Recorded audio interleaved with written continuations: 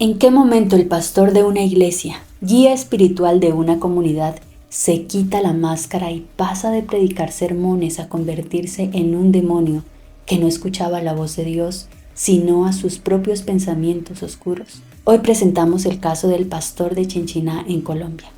En abril del año 2025 se hizo viral un estremecedor video en el que un adulto corre detrás de una menor mientras ella, descalza y envuelta en una sábana, lucha por su vida.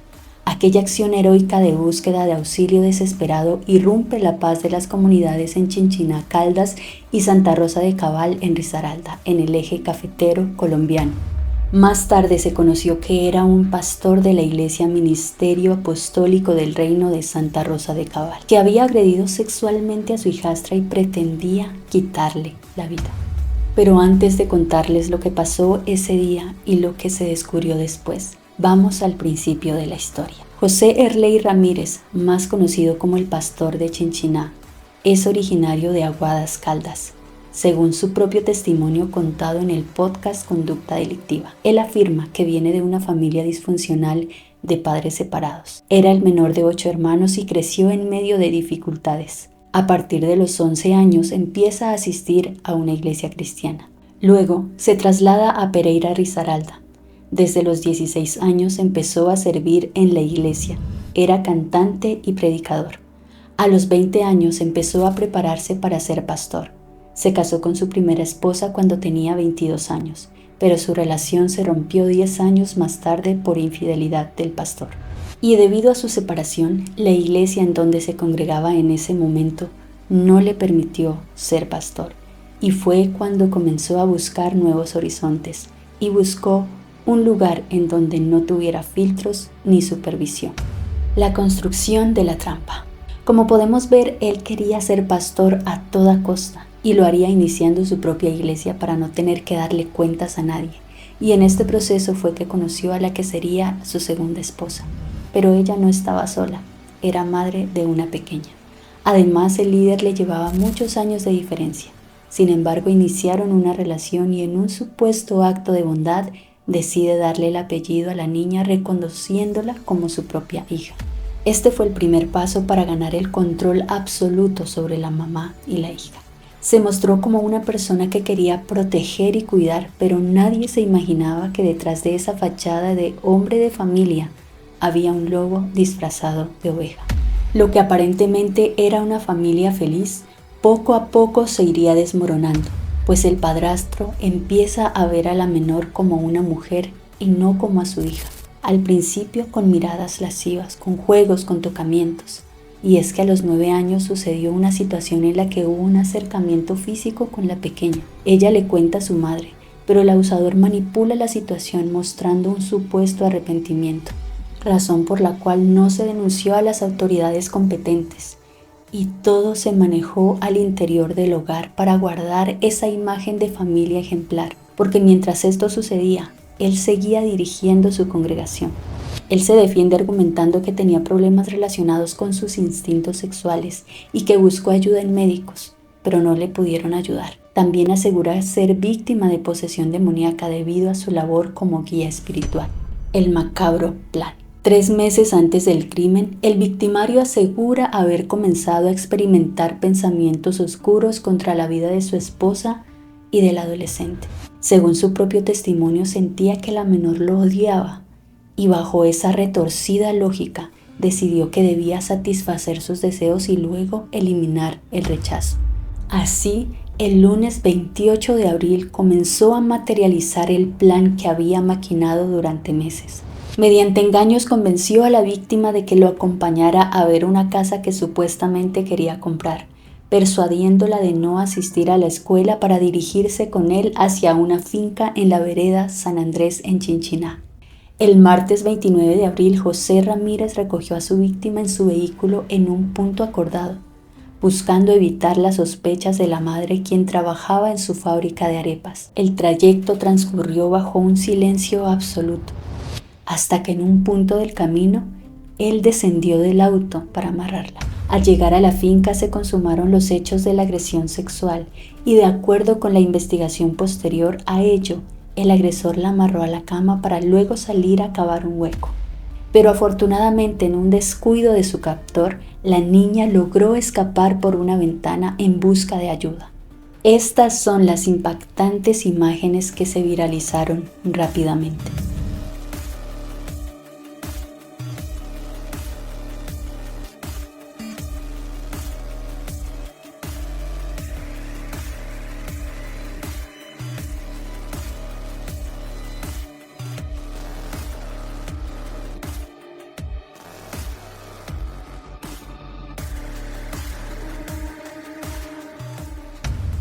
Aquí es necesario mencionar y reconocer que aparte del acto de valentía que tuvo la menor, también fue crucial la ayuda del vecino que la auxilió, que según su propio testimonio en algunos podcasts donde cuenta su versión, él fue la persona que vio a la niña en condiciones de peligro mientras era perseguida.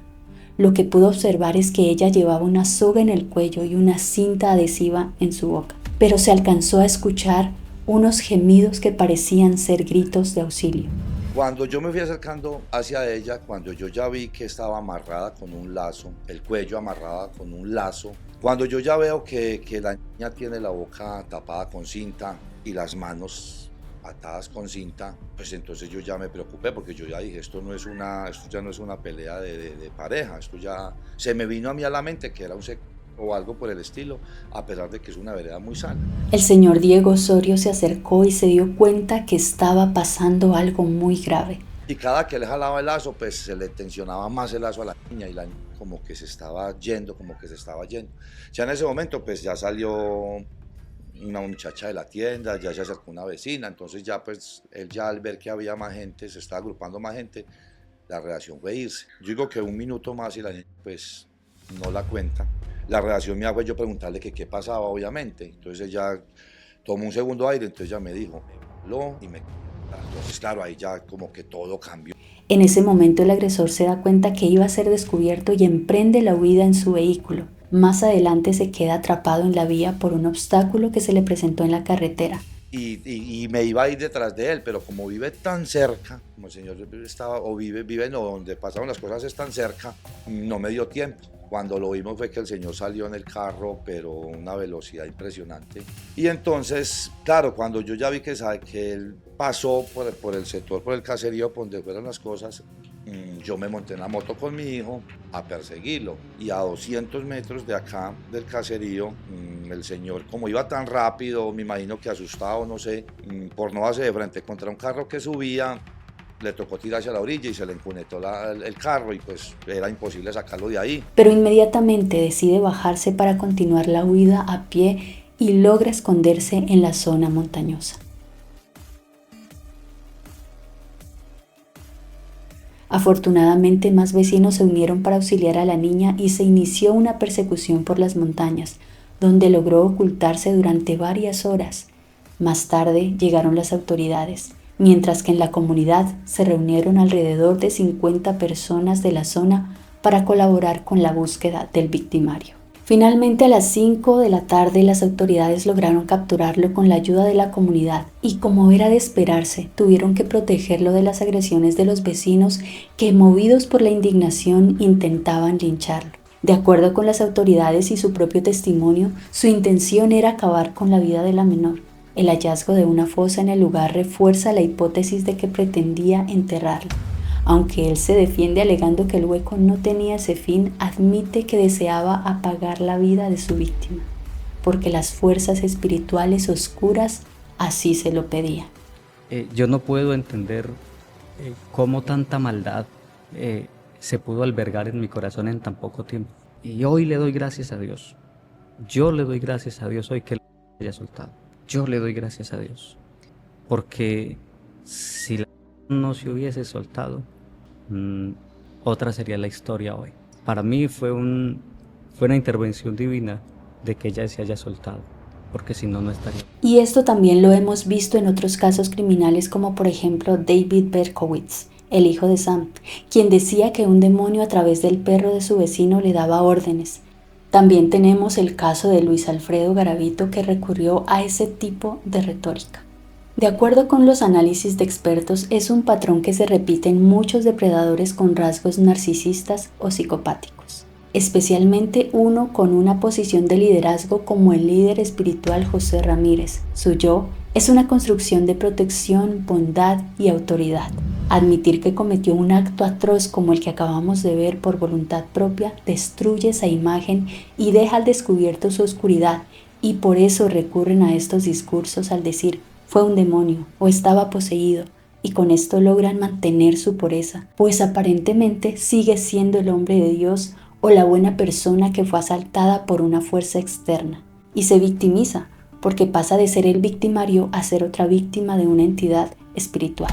Lejos de un arrepentimiento genuino, el discurso de José Erley es un manual de transferencia de culpa. ¿Pero qué significa esto exactamente?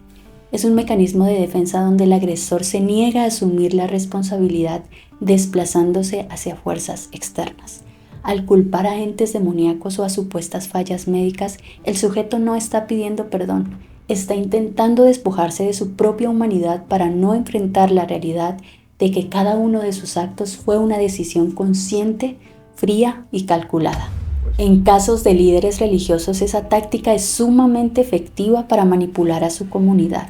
Y eso fue lo que pasó con la congregación en este caso, pues para los miembros de la iglesia, aceptar que su líder religioso, el hombre que los guiaba espiritualmente, era capaz de algo tan oscuro, significaba aceptar que ellos también habían sido engañados. La mente humana prefiere creer en la posesión demoníaca antes que en la maldad humana. Pero pasemos a la parte final de este caso: juicio y condena.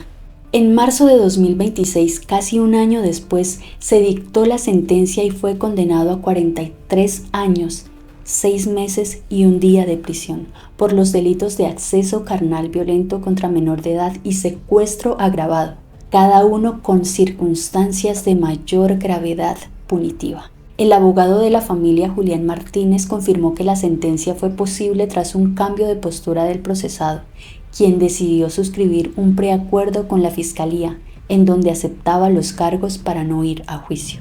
Aunque Ramírez estaba cavando un hoyo en el patio mientras la víctima estaba amarrada, legalmente no hubo pruebas físicas, como una herida mortal, para sostener el cargo de intento de asesinato en el juicio. Sin embargo, el juez fue muy claro. Las pruebas sugerían que su intención sí era quitarles la vida a la niña y a su madre, y criticó duramente que un líder religioso actuara de esa forma. Actualmente, José Ramírez cumple su condena en la cárcel de la Tramacúa en Valledupar, Colombia.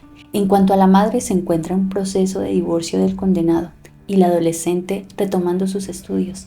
También se ha conocido por medio del abogado que cuentan con apoyo psicológico del ICBF, y tanto la madre como la hija están intentando superar y sanar.